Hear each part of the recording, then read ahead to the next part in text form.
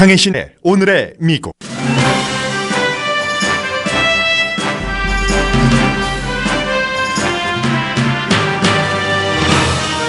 대통령 선거인단은 오늘 투표에서 트럼프 당선자를 선출시킬 것이 거의 확실하고 발표는 내년 1월 6일에 합니다.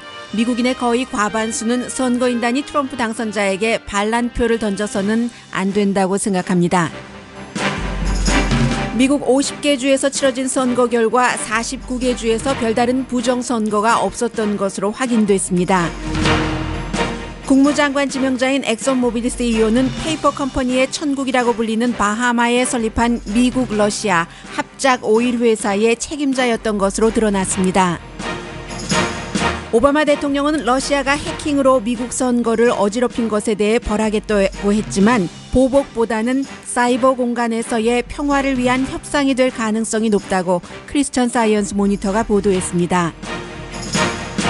일본과 러시아와의 정상회담을 한국 언론은 아베 신조의 실패라고 전하지만 미국에서 보는 시각은 다릅니다. 내셔널 지오그래피의 내년 1월호가 나오기 전부터 논란입니다. 성전환을 한 9살 소녀가 커버 스토리이기 때문입니다. 미국 어린이들이 성인들이 읽던 고전을 읽기 시작합니다. 노인과 바다 등입니다. 웹스터 사전이 올해의 단어로 서리얼을 선정했습니다.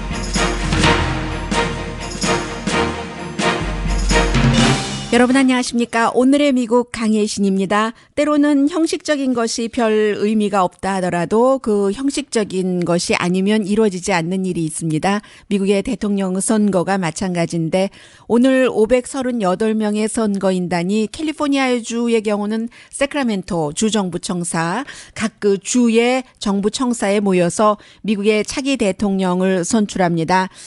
올해는 거의 300만 표를 일반 유권자의 표는 힐러리 클린턴 후보가 더 많이 받았고 그리고 여러분들께서 다 알고 계시는 그런 여러 가지 사정 때문에 선거인단이 얼마나 그 반란표를 던질 것인가 이런 것들이 굉장히 이슈였는데 결론은 뭐 간단합니다.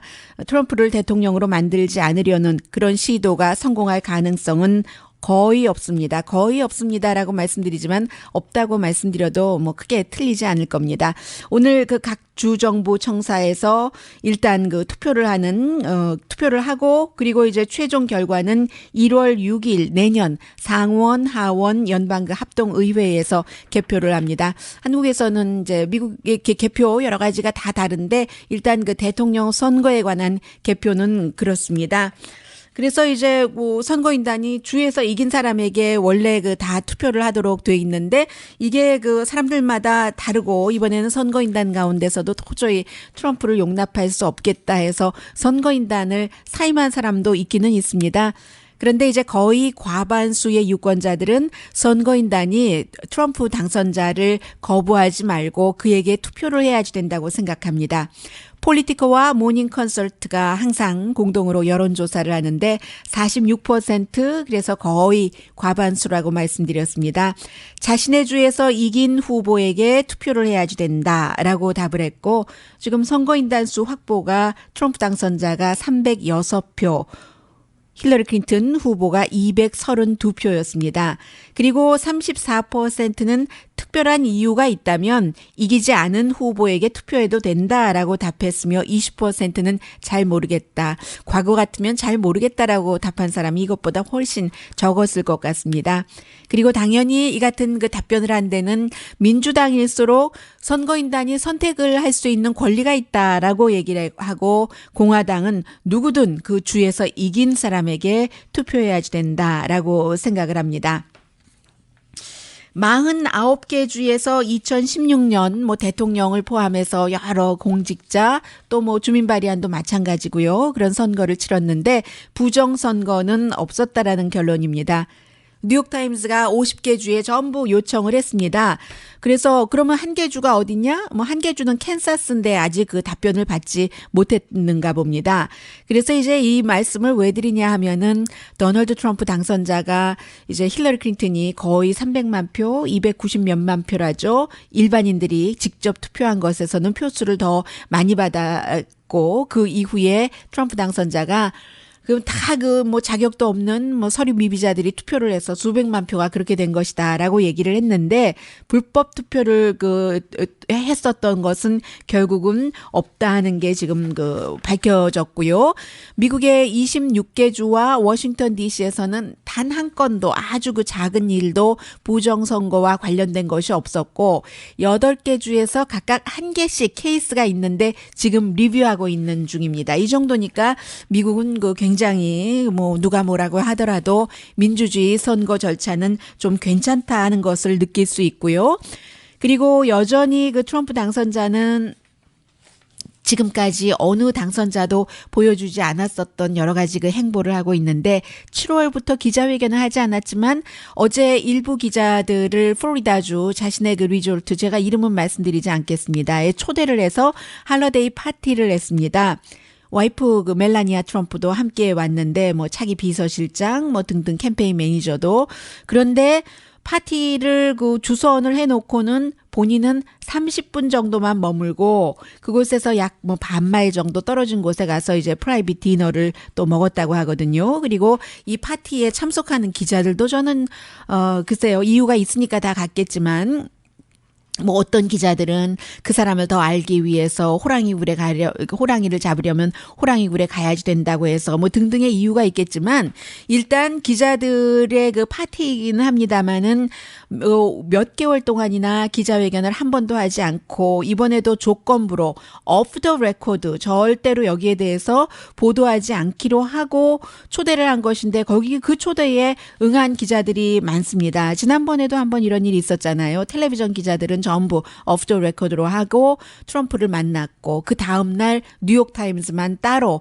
off the record는 뉴욕타임즈 사주와 트럼프 당선자가 잠깐 만난 것 그리고 기자들과 컬럼리스트들은 off the record가 아니라 그야말로 이제 그대로 그 다음날 보도를 하고 이렇게 해서 만났는데 어제 뭐 off the record라고는 했지만 사진은 다 또 뭐 자랑스럽게 그 파티에 간 것을 또 찍어서 트위터에 올리는 기자들은 별로 존경스럽지는 않은데요.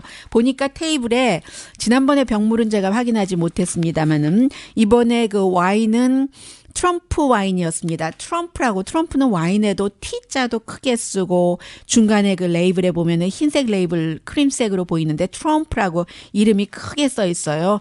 이제 트럼프 그런 와인들을 마셨고 30분 만에 본인은 파티를 주선하고 갔고 그리고 이제 또 하나는 지금 트럼프 당선자가 대통령 당선자의 국가에서 경호하는 경호원도 있고 본인이 뭐 워낙에 부자니까는 사설 바디가디를 고용해서 2004년부터 이제 지금 케이트 쉴러라는 사람이 가장 측근에서 트럼프 당선자를 보좌하고 있는데 이것도 이제 나중에 백악관에 들어갈 때는 어떠한 뭔가 포지셔닝을 줘서 함께 간답니다. 그런데 현재 문제가 되는 것이 트럼프 당선자가 말하자면 한국 정치에서의 집사들처럼요. 그래서 이제 이 대통령 밑에서 집사를 하고 또 정권이 바뀌면 완전히 이념과 정책과 신념이 다른 사람에 가서 또 일을 하고 하는 그런 사람들 집사라고 하잖아요. 그런데 이 케이트 쉴러가 트럼프 당선자의 경호만 하는 것이 아니라 전화도 다 받고요. 누구 전화는 트럼프를 받게 하고 받지 않게 하고 하는 것을 또 다 결정을 한답니다. 뿐만이 아니라 오늘 폴리티코가 보도를 했는데 이 케이트 쉴러에게 트럼프 당선자가 그의 개인 어피니언도 다 묻고요. 해서 인수팀의 상담력을 하고 있다. 경호뿐만이 아니라 이렇게 생각하면 된다고 하고 그래서 이제 대통령 비밀 경호팀은 굉장히 문제가 있다고 보죠. 그러한 것뿐만이 아니라 예를 들어서 트럼프 당선자는 또 워낙에 지지하는 사람도 많지만 반대하는 사람도 많기 때문에 어디엔가 대통령 당선자가 갔었을 때 시위대가 있다면 그 시위대를 다루는 데 있어서도 통제 라인은 하나가 돼야지 되잖아요. 대통령 경호팀들은 그 시위대를 어떠한 대통령 당선자와 거리를 두는 일을 하는 데 있어서도 인종차별을 하지 않고 성차별을 하지 않고 여러 가지 예절에 맞게 어떠한 프로토콜 같은 것에 맞게 하는데 케이트 쉴러라는 사람이 2004년부터 트럼프의 개인 경호원으로 사설 바디가드로 고용이 됐고 그 전에 뉴욕에서 시 그 경관을 지내고 은퇴를 한 사람입니다. 그래서 여러 가지를 알고 있긴 하겠습니다만은 대통령의 경호팀만큼 뭐 오리엔테이션 같은 것을 오랜 동안 충분히 받은 것은 아니기 때문에 이게 문제가 될 수 있고 또 그 라인이 두 개여서 혼선이 될 수도 있고 아직까지는 그 트럼프 당선자는 본인의 가장 가까운 집사 역할을 하는 그런 케이트 쉴러에게 더 가까울 수도 있고 그리고 이제 더 중요한 것은 적어도 지금까지 캠페인을 하는 동안에 트럼프 당선자가 10건 정도의 이런 그 경호 뭐 등등과 관련해서 소송이 걸려 있거든요. 그래서 아무리 이 경호팀이 얘기를 하더라도 말을 듣지 않는 겁니다. 그 여론이 그 받아들여지지가 않아요. 그래서 이 경호팀 전 관계자들은 불장난하는 것과 같다라고 얘기를 하는데 아마도 이 케이트 쉴러가 대통령이 1월 20일에 선서를 하고 백악관으로 들어갈 때쯤이 되면은 개인 보좌관이 될 것 같다는 얘기들 들리고요. 그리고 지금 러시아와 미국의 관계에 대해서는 아주 그 중요한 일들이 많이 나오고 있는데 또 하나는 그 렉스 틸러슨 그 엑슨모빌의 CEO 지금 국무장관 지명자가 바하마에 본사를 둔 미국과 러시아 오일 회사의 책임자였다는 것이 나왔습니다. 이 회사가 지금 없어졌기 때문에 였다라고 과거형으로 말씀드렸습니다. 98년도에 창업해서 2006년까지 있었는데 엑손의 러시아 자회사인 엑손 네텔가스라는 이런 그 회사였답니다. 그래서 이 내용은 사실 어제 그 가디언 영국 신문이 먼저 보도를 하면서 혼자만 보도한 것이 아니라 독일 신문에도 줬어요, 정보를. 그래서 미국에서 다시 받아서 오늘 보도를 하고 있는 것인데 엑손모빌이 바하마에 등록한 67개의 회사 가운데 하나랍니다. 바하마 하면은 미국의 그 델라웨어와 마찬가지로 기업의 비밀을 보장해주고 페이퍼 컴퍼니를 설립할 수 있고 기업의 세금 하나도 내지 않아도 되는 0%입니다. 그런 회사를 이제 책임을 맡고 있었던 사람이 지금 그것도 러시아와 합작 회사가요. 국무부 장관 지명이 돼 있다. 이런 것이고 그래서 이 회사에서의 이 틸러슨의 역할이 법 위반은 아닙니다. 뭐 페이퍼 컴퍼니는 힐러리 클린턴도 갖고 있었고 빌 클린턴도 갖고 있었고 도널드 트럼프도 델라웨어에 갖고 있고 그런데 블라디미르 푸틴을 포함한 러시아의 파워 엘리트들과 굉장히 이제 가깝다는 게 이 회사의 책임자였었던 것으로 또다시 드러난 것이고 특히 이제 그 이고르 셀친이라는 전 KGB 요원으로 러시아의 국영 오일 회사의 소유자와도 굉장히 가까운데 그때 일을 하면서요. 그런데 이제 이 사람은 지금 미국이 개인적으로 경제 제재 타겟으로 삼아서 경제 제재를 한 사람입니다. 이 블라디미르 푸틴이 이제 우크라이나를 그 침공하고 나서 이제 그 경제 제재를 받는 사람이 된 거죠. 이 틸러슨 국무장관 지명자는 공개적으로 개인적으로 러시아에 대한 경제 제재를 굉장히 반대했었던 사람이고 이게 사실은 또 엑손모빌의 CEO였기 때문에 엑손모빌 CEO로서 러시아와 일을 해야지 되는데 엑손모빌의 해가 되면은 당연히 이제 그렇게 할 수 있겠죠. 그렇게 하는 것이 그의 그 임무라고 봐도 틀리지 않을 겁니다. 그런데 이제 가디언이라든가 미국의 많은 언론이 이제 지금 지적하고 있는 것은 불법 행위가 아니었어도 아메리카 퍼스트를 외친 도널드 트럼프가 아메리카 퍼스트라기보다는 러시아와 뒤에서 이렇게 합작하고 하는 이런 사람을 국무장관에 내놓는다는 것이 맞지 않는다는 것이고 이런 얘기를 아무리 해도 트럼프는 뭐 전혀 개의치 않습니다. 지금 국무장관 지명자가 상원에서 뭐 존 맥케인이라든가 이런 그 외교관계위원회의 수장들로부터 굉장히 그 혹독한 심사를 거칠 텐데 설령 그를 국무장관으로 인준을 한다 하더라도 그 전에 과거에 이런 일들이 있었기 때문에 그의 과거에는 포지셔닝이 그랬기 때문에 그럴 수밖에 없었다는 것도 이해가 됩니다. 그랬기 때문에 이제는 국무장관이 된다면 미국을 위해서 일해라 하는 것을 보여주기 위해서라도 굉장히 그 가혹한 청문회를 거칠 것 같고요.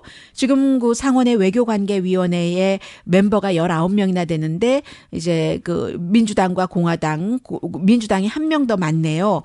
그리고 이제 2명은 공화당 가운데서도 틸러슨 지명자를 반대를 하게 되고 그렇게 될 경우는 본인이 인준받으면 지금 갖고 있는 엑손모빌의 주식 2억 1,800만 달러 정도 된다고 하거든요. 이것은 뭐 당연히 그 팔겠죠.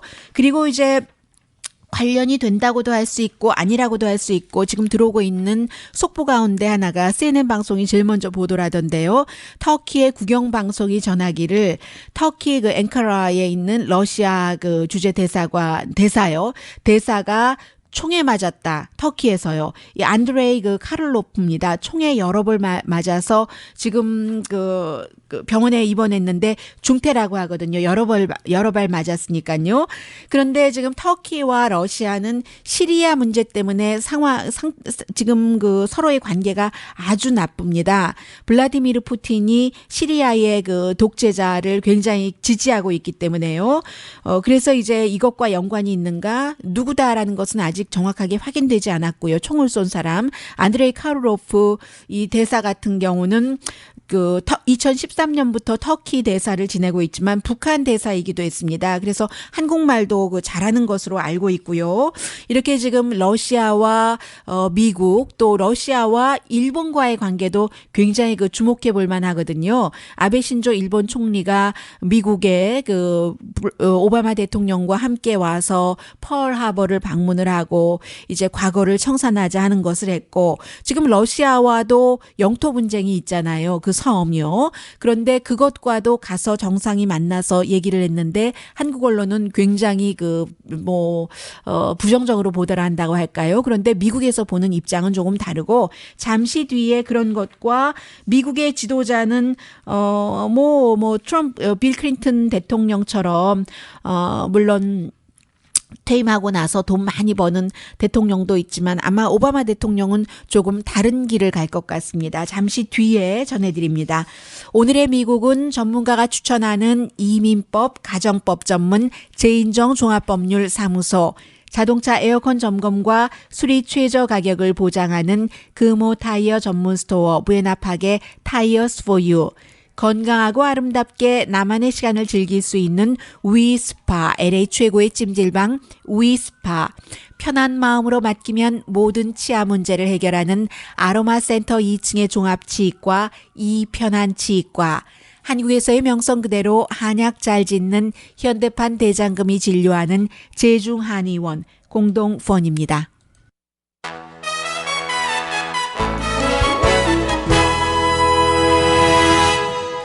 라디오 서울 방송 오늘의 미국 듣고 계십니다. 네, 오늘의 미국이 어쩌다가 정말 러시아가 미국과 거의 대등한 힘을 가질 수도 있고 때로는 부정적인 방법으로 미국을 제쳐낼 수도 있고 한다는 것을 전해드리게 됐는지 이런 일이 처음인 것 같은데요.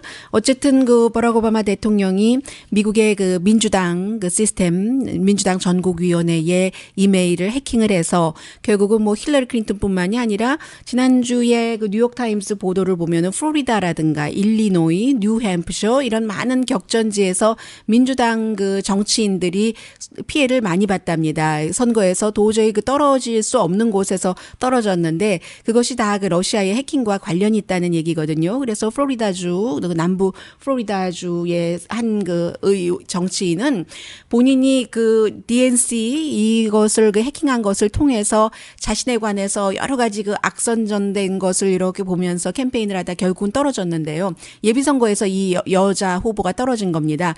떨어졌는데 완전히 벌거벗은 채 서 있는 것과 같았다. 그 정도로 이제 이메일에서 모든 것이 다 드러났다는 건데 민주당 전국위원회가 예비선거 당시에 이 후보의 약점, 이 후보의 단점, 약점 이런 두 후보가 서로 이제 경쟁을 했잖아요.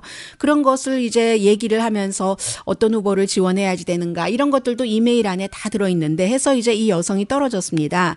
그래서 이제 한 사람이 됐죠. 그런데 결국은 본선거에 가서는 공화당 후보에게 떨어지고 만 거예요. 마찬가지로 단계를 밟아서 그렇게 이제 민주당을 공격을 했다. 지금 그 블라디미르 푸틴 정권이 미국의 민주당을 싫어하니까 트럼프가 대통령 되는 것을 원하니까 뭐 이런 얘기입니다. 그래서 이제 이런 보도들이 끊임이 없는데 결국은 오바마 대통령이 이 부분에 대해서 9월 달에 G20 그 정상회담 중국에서 열렸을 때 트럼프에게 공개적으로 경고를 했고 그 이후부터는 이 그 푸틴의 러시아가 해킹하지 않았다는 게 오바마 대통령의 얘기입니다. 그런데 민주당에서는 또 전국위원회에서는 다른 얘기 하더군요. 그 이후에도 했다. 결국은 진 것을 책임을 계속 그 러시아로 돌리고 있는 겁니다. 어쨌든 오바마 대통령은 그렇게 얘기를 했고 이렇게 해킹을 해서 미국을 어지럽힌 것에 대해서 벌을 하겠다고 했는데 오늘 아침에 그 크리스천 사이언스 모니터를 보니까는요. 어떤 식의 벌이 될 것인가 뭐 임기도 얼마 남지 않았는데 차기 정부는 러시아와 가깝기를 원하는데 오늘도 이제 또 한 사람 지명한 것도 보면은 또 러시아와 가깝고 하는 사람입니다. 그런데 결국은 오바마 대통령이 추구하는 것이라는 것은 지금 디지털 시대잖아요. 무기로 싸우는 시대가 아니고 그리고 그 정보 시대이기도 하고 그래서 이 디지털 시스템 자체가 국가 사이에서 무기로 사용하는 것인데 결국은 1962년도에 존 F 케네디 대통령이 냉전 시대에 구소련이 쿠바에 핵 공격이 가능한 미사일을 배치했을 때 너무 고민을 하다가 아슬아슬하다가 결국은 이제 잘 그 수습이 됐잖아요. 1964년도에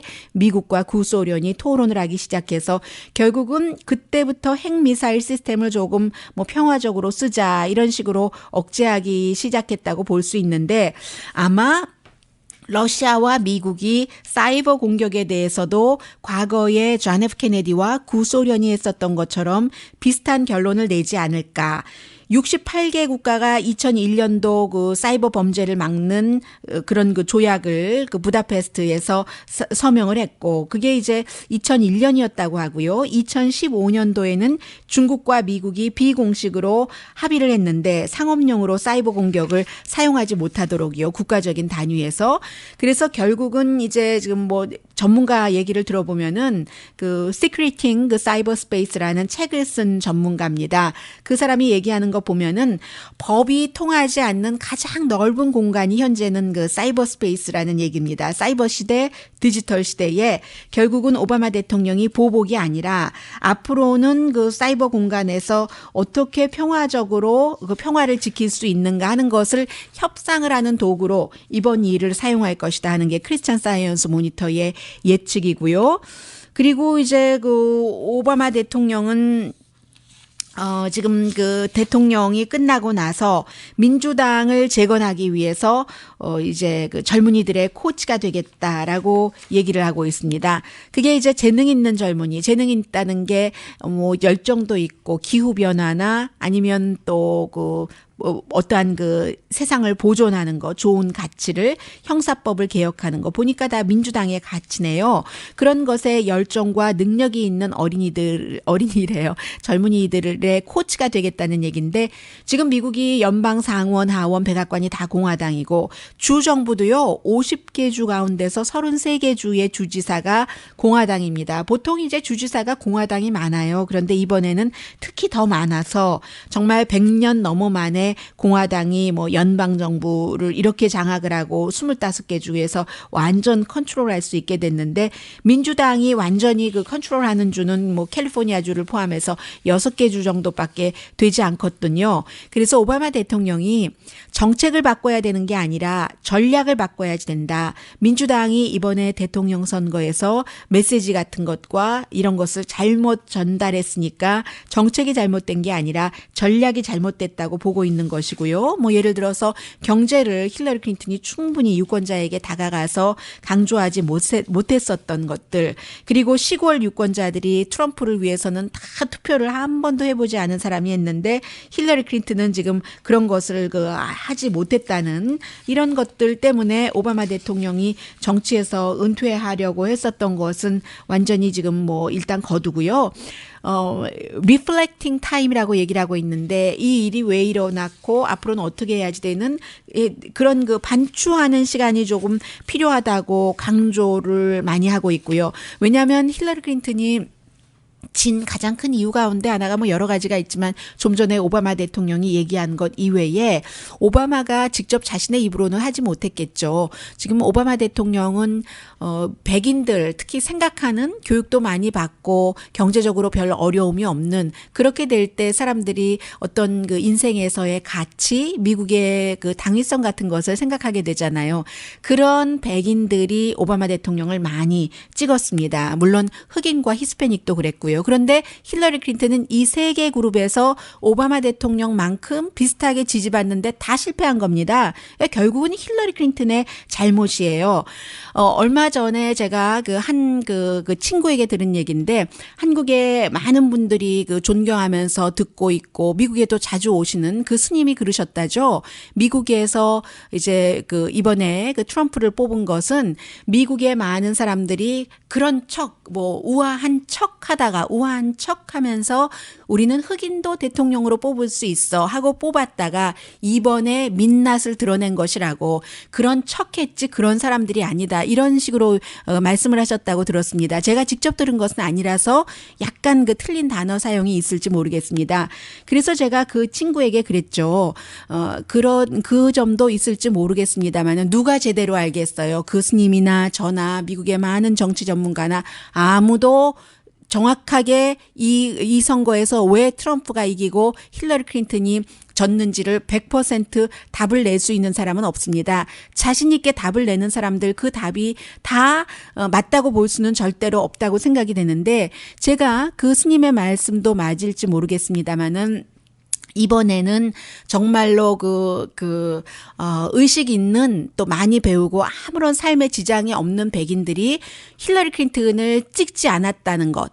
버락 오바마 때처럼 그때는 막 의무감에 인간이 이렇게 살아야지 하면서 찍었는데 지금은 그만큼 힐러리 클린턴에게 매력이 없다는 거예요. 사실은 그 백인 화이트 칼라 엘리트들이 볼 때는 이것을 한국 선거와 비교를 해보자면 성남에서 이재명이라는 사람이 시장이 됐고 재선이 됐었을 때 이 사람이 처음에는 그렇게 해서 시장이 됐는데 분당이 얼마나 부자예요. 교육도 많이 받았고 기본적으로 따지고 보면 이 분당 사람들은 미국의 부자 공화당들이 공화당을 찍어야지 되는 것처럼 오바마를 찍지 않고 과거에 그렇게 이제 이 진보적인 이재명을 찍지 않았어야지 되는데 이재명을 찍었고 재선 때는 더 많이 찍었고 분당 사람들이 굉장히 좋아한다고 하잖아요.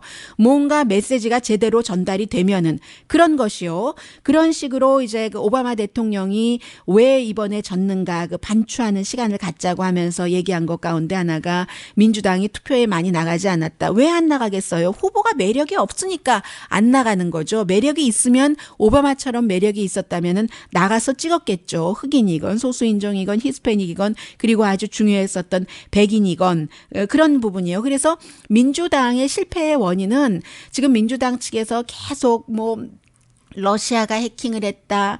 트럼프가 이루지도 못한 일을 가지고 사람들을 꼬드겼다. 이렇게 말하지 말고 미아 쿨파. 내 탓이오를 먼저 하고 여기서부터 시작을 해야지 오바마 대통령의 민주당을 재건한다는 것도 성공할 것 같습니다. 요즘은 하도 미국의 선거와 한국의 선거가 맞물려 가기 때문에 하나 더 말씀드리자면은요. 지금 이제 반기문 유엔 사무총장도 거의 나간다는 것 같아요. 분위기 말하는 것을 보면은 이제 정치인들과 빗대어 보자면 왜냐하면은 때는 이제 그 뭐 기자회견 같은 곳에서도 박근혜 대통령을 거의 그 비난하는 것 같은 말을 했잖아요. 어떤 때는 박근혜 대통령이 아주 그 지지를 받고 있을 때는 굉장히 그 칭찬을 하고 박근혜 대통령이 어려울 때는 비난을 하고 이것은 그 반기문 대통령을 볼 수 있는 또 하나의 잣대라고 생각이 되고요. 그리고 또 하나는 반기문 대통령이래요. 죄송합니다. 유엔 사무총장이요. 대통령이 되기를 원하는 것 같기도 하는 반기문 유엔 사무총장 정정합니다. 그리고 반기문 유엔 사무총장이 된 데는 노무현 당시 대통령의 그 공이 상당했죠. 그런데 그 노무현 대통령이 뭐 어떤 형태로 숨지고 나서 반기문 그 유엔 사무총장이 조문하지 않았던 아주 그 은혜를 입고 뭐 도움을 받고 조문하지 않았던 뭐 거의 드문 사람 가운데 한 사람입니다. 나중에 뭐 한 1년도 더 지나서 조용히 그냥 봉화마을에 개인 자격으로 다녀갔다는 얘기는 들리는데 이러한 것들도 반기문 유엔 사무총장을 그 판단하는 하나의 잣대에 넣어야 되고요. 그렇기 때문에 어떻게 보면은 이게 판세를 잘 읽는 거지 정치인은 판세를 읽어야지 돼. 이렇게 플러스 점수를 주실 분들도 계실 테고 이거는 좀 신의가 없네 하고 마이너스를 주실 그런 분들도 계실 테고요. 아무튼 뭐 한국의 지금 정치권이나 미국이나 굉장히 회오리 바람을 맞고 있습니다. 일본에 대해서는 잠시 뒤에 말씀드려야지 될 것 같고요. 잠시 뒤에는 또 다른 그 미국 뉴스 전해드립니다.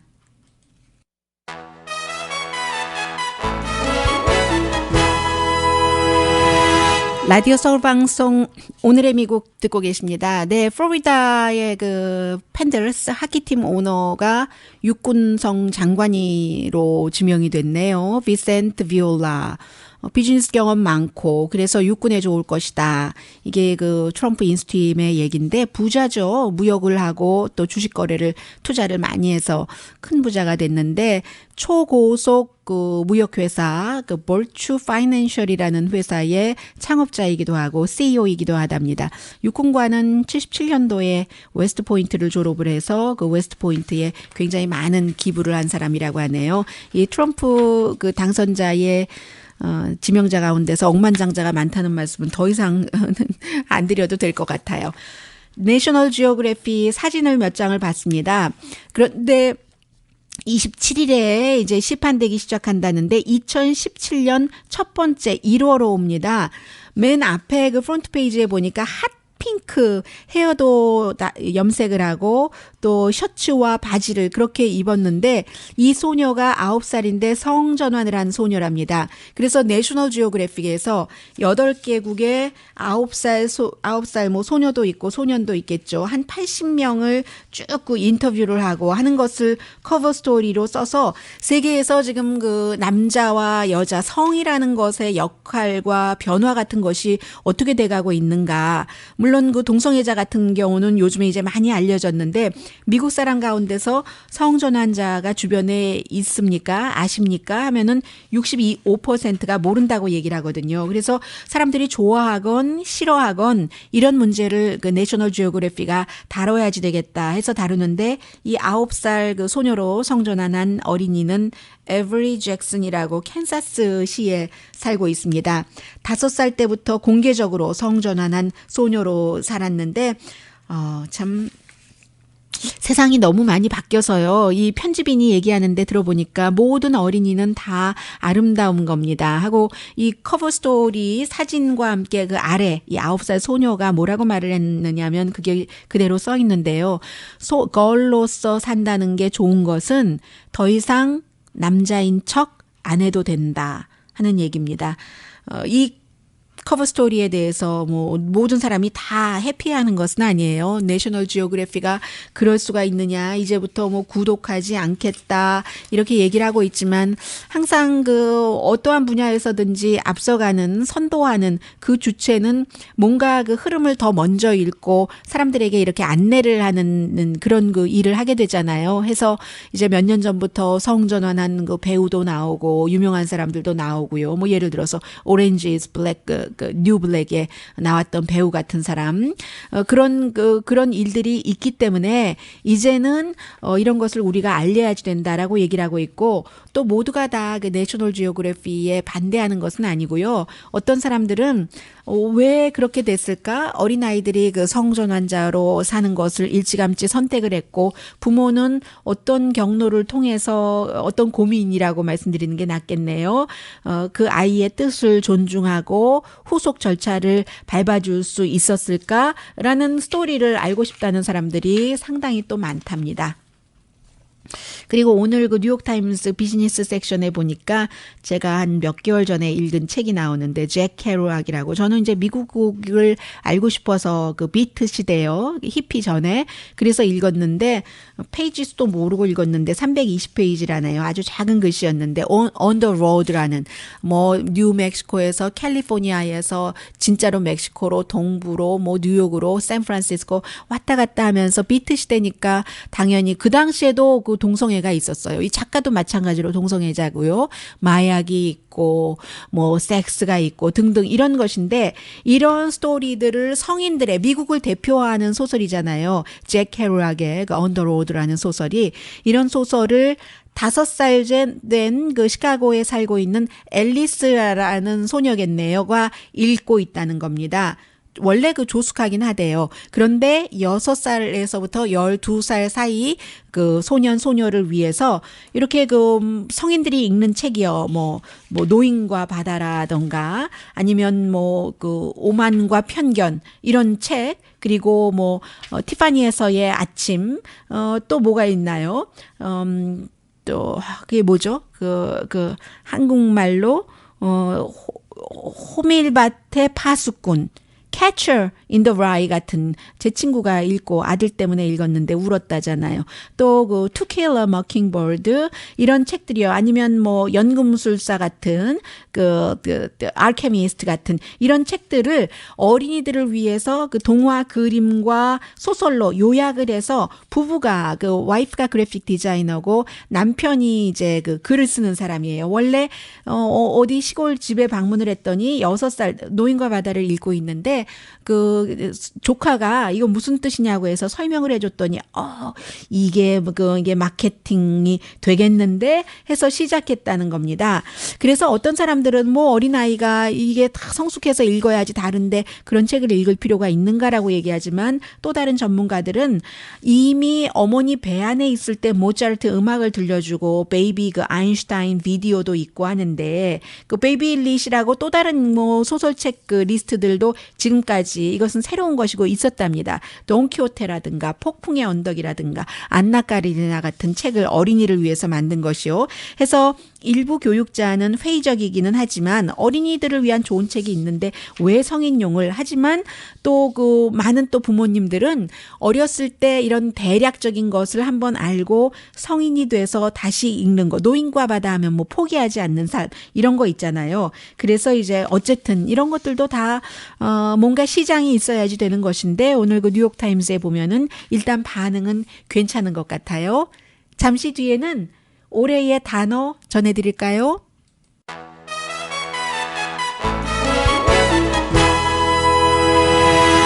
라디오 서울 방송 오늘의 미국 듣고 계십니다. 일본이 이제 2차 대전 이후에 여러 가지를 지금 그 아베 신조 일본 총리가 정리를 하고 있습니다. 그래서 2차 대전이 끝나고 나서 그 일본과 러시아가 공식적으로 그 적대성이 끝난 게 아니기 때문에 뭐 그 섬이요. 그 쿠릴 열도 4개의 섬, 일본에서는 일본 북방이라고 하고 이 섬에 대해서 어제 그제 이틀 동안에 이제 정상회담을 치렀는데 서로 자신들의 것이라고 하는데 결국은 아베 신조와 블라디미르 푸틴 러시아 대통령이 이곳에 공동적인 그 경제 개발을 하기로 합의를 했답니다. 그래서 한국에서는 뭐 아베 신조가 졌다 이런 얘기를 많이 하고 있지만 이 미국에서는 이렇게 과거에 싸우던 것들이 그 평화적으로 해결을 할 수도 있다라고도 얘기를 하고 있거든요. 얼마나 그 제3자적인 입장에서 보느냐. 또 서로의 이해관계에 따라서 상당히 다릅니다. 오늘의 미국은 제인정 종합법률사무소 Tires for You, 위스파 이편한 치과, 제중한의원 공동폰이었습니다. 10시에 좋은 아침 좋은 하루 방송됩니다. 미리엄 웹스터 사전이 올해의 단어로는 초현실적인 비합리적인 현실, 믿을 수 없는 surreal이라는 단어를 선택을 했습니다. 강혜신이었습니다.